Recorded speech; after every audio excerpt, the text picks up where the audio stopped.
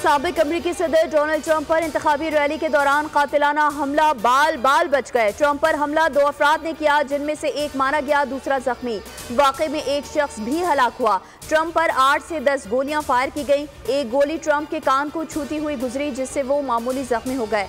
Trump तकरीर के दौरान गोलियां चलते ही नीचे झुक गए। इस दौरान रैली में भगदड़ मच गई और लोग जान बचाने के लिए भागने लगे। चंद ही लम्हे बाद डोनाल्ड ट्रंप खड़े हुए और हामियों की तरफ देखकर फजा में मुक्का लहराया।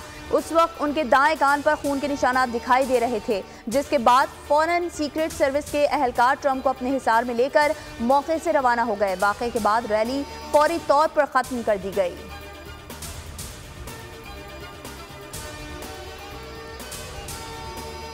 और अमरीकी सदर पर कातिलाना हमले की खबर पर दुनिया हैरत और सदमे में। पाकिस्तान समेत आलमी रहनुमाओं की जानिब से वाक़े की शदीद मजम्मत। एक ट्वीट में वज़ीर आज़म की ट्रंप पर हमले की मजम्मत।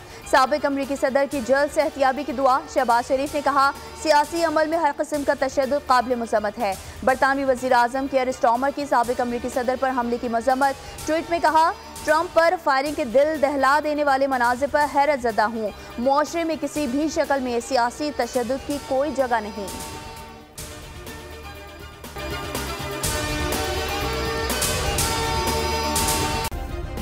सब्सक्राइब करें और बेल दबाएं ताकि कोई खबर रह न जाए।